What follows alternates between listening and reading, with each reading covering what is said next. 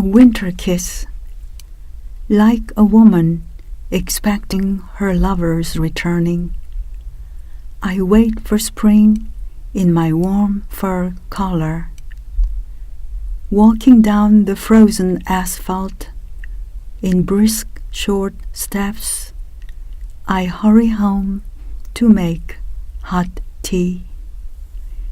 First, he will place a kiss on my wintering lips.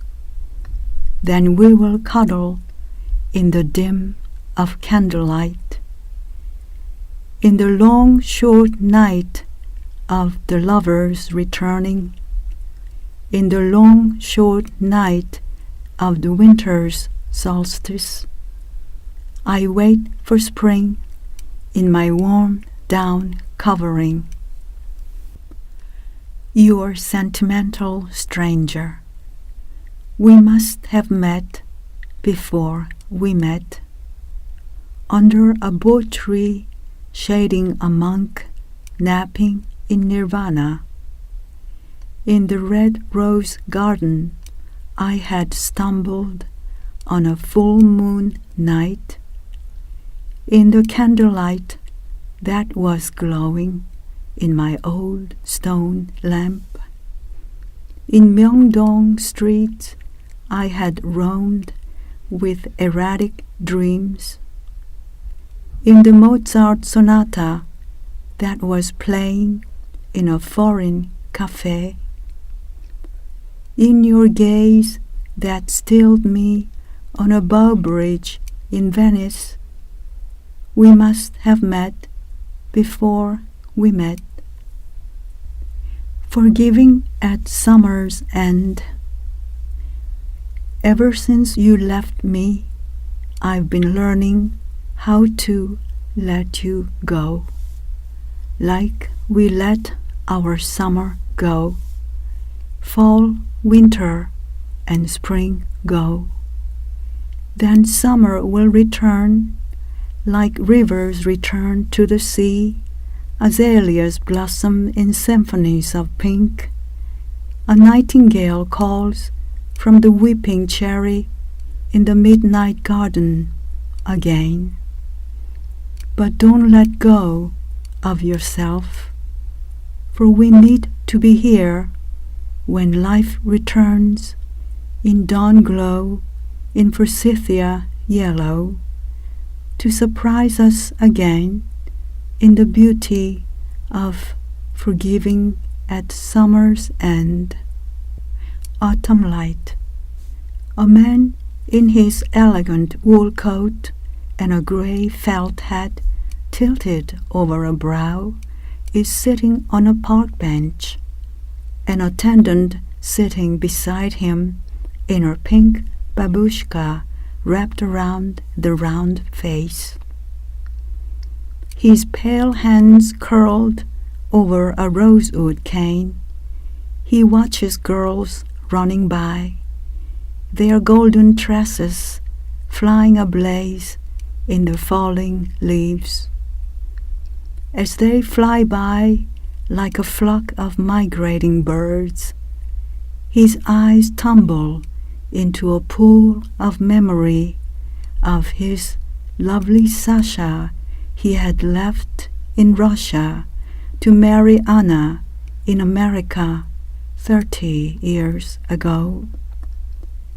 The autumn light, whose memory of a million Milky Ways it kissed, now blanched, throws an oblong shadow over his round shoulders, where his memory lingers a while this late autumn day.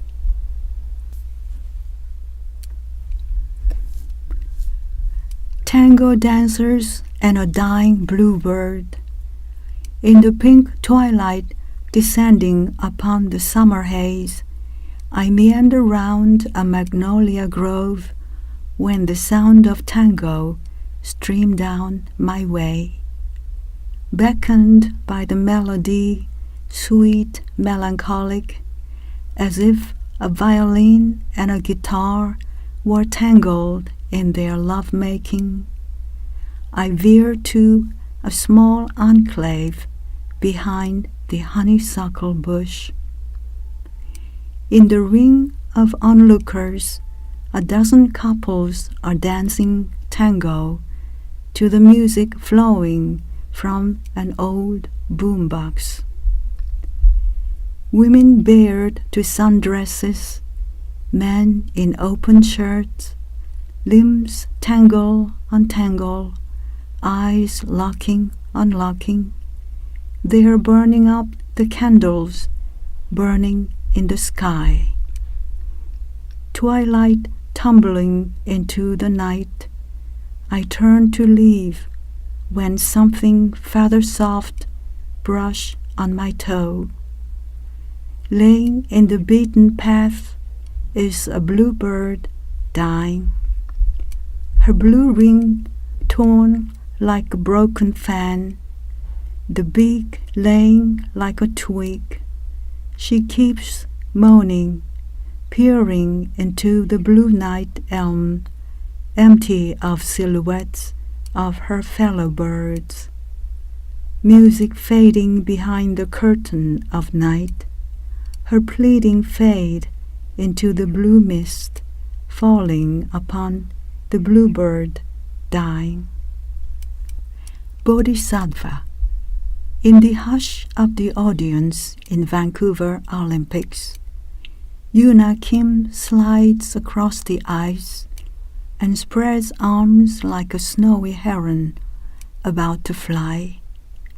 Her movement a flowing spirit, she tips her lovely head over turning shoulders and smiles in her timid eyes. Gershwin Plain. Worlds away in Gyeongju Buddhist temple sits a lone bodhisattva etched in stone, cradling her forbidden desire to be born a snow dancer. It is snowing in the silent garden of the temple.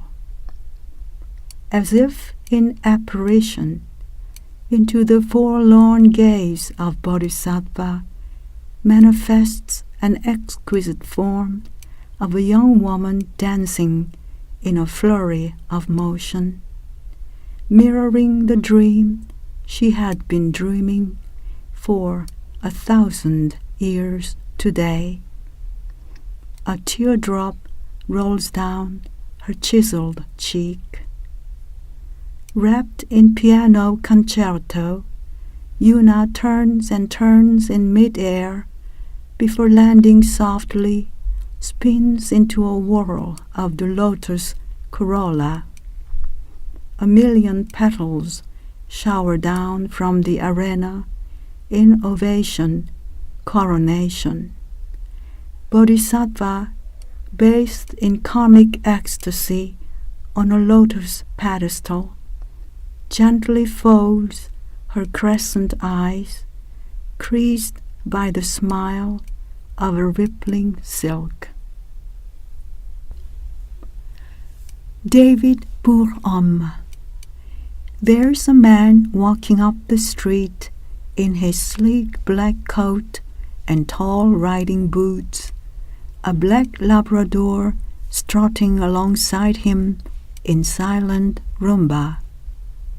Sun-bronzed and angular like a Roman bust, his russet hair tumbling round around broad shoulders, he walks in my direction.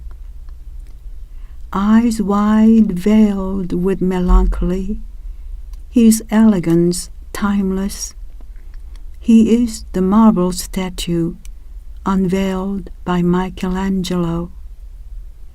Here's the man with black Labrador walking past me, clattering heels like a horse's hooves, leaving me a whiff of David Bourhomme.